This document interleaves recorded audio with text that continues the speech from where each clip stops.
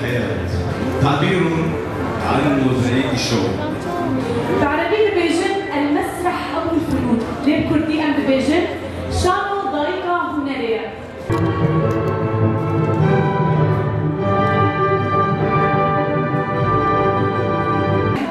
راستی جی کدک بیرهاتایی شبویجی هر کس دزانی بو اقرب شب و امتیده تایبت میلی مجاواده اب داگرکریه بو سر سریمه دهار کرنجی شبویجی ما سری خوش کسیر نتوان ما کاری خوشی بردوام کرد هر کانتون تبلیغون هر باجار تبلیغون و یک هر ایکی خوشی گومت چکر بو معامل بروجلات و نهار دون مشتیم تایبت سپاسی اگر شبوان والغوري أوسع حمدية تيده وأودع بالكريم والسرسري واجي تيكرين ونها بجداري نامهم.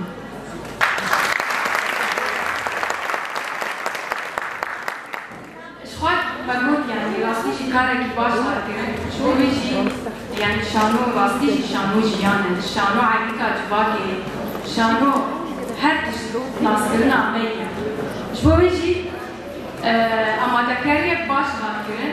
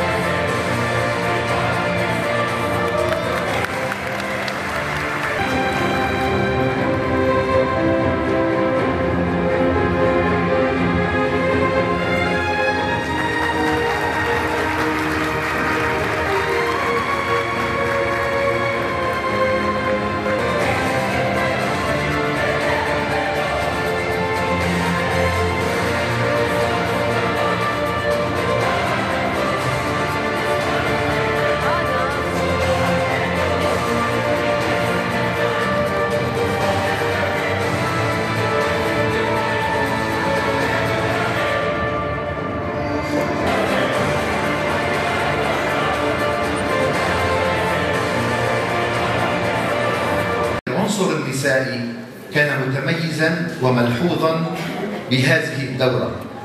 ولاحظت أيضا أن أغلبية العروض وقعت في مطب وهو عدم الالتزام بموعد العرض، مما دفع اللجنة للوقوف عند هذه الظاهرة السلبية. وعليه تؤكد اللجنة على ضرورة الالتزام في الدورات القادمة بالموعد المحدد لبداية العرض. كما لاحظ إخفاقا في التعامل مع الإضاءة، وهي إحدى متممات العرض المسرحي، رغم أن بعض الكلمة السحرية في اللغة العربية أن بعض الفرق تعامل معها بشكل مقبول، مما يعطينا فكرة أن الموجود والمتوفر من الإضاءة كان مقبولا. وعليه فإن قلة خبرة البعض بالتعامل مع الضوء واللون كان واضحا وجليا. ومن ناحية النصوص المقدمة لاحظت اللجنة أن هناك ترجمة لبعض النصوص وكانت موفقة إلى حد كبير. وترى اللجنة ضرورة الاهتمام بالتأليف الشبابي المحلي والاهتمام بأقلام وفكر الشباب الأدبي الذي نطمح لأن تكون دوراتنا القادمة تحمل طابع التأليف الشبابي، مما يمنح شبابنا فرصة لتقديم إبداعاتهم وتنمية مهارة التأليف المسرحي. وبناء على ما جاء توصي اللجنة بما يلي: 1. إقامة المهرجان القادم على مسرحين وبوقتين مختلفين ليتسنى لجميع الفرق المشاركة وتركيب الديكورات والإضاءة بوقت مقبول. 2. تطبيق سياسة حذف علامات لكل مخرج غير ملتزم بتوقيت العرض. وعيد تطبيق سياسة حذف علامات لكل مخرج غير ملتزم بتوقيت العرض. 3. إقامة دورات تدريبية للممثلين وإقامة مختبرات إخراجية توصل إليه تجارب المسرح، ويمكن ذلك من خلال إقامة ورشات تذوق مسرحي. أنا آسف أشرح شو يعني تذوق مسرحي. يعني الاطلاع على تجارب الآخرين من خلال CD تعذر الوصول، أو على مساحة امتداد الكرة الأرضية ممكن نجيب أي CD نحطها بهذا المسرح، نجتمع المسرحيين بعد العرض نناقشها، نشوف تجارب الناس برا وجوا وين صارت. هذا اسمه تذوق مسرحي. توصي اللجنة إنه نتابع أو نشتغل على هذا المنحى. وأخيرا تتمنى اللجنة أن تكون المهرجانات القادمة على نفس سوية هذا المهرجان وهذه الدورة، بل وأكثر. وإذا نسوي أكثر معناتها هذا الجمهور بصار ثاني. كل التحية لكم، ونتمنى لجميع الفرق التوفيق.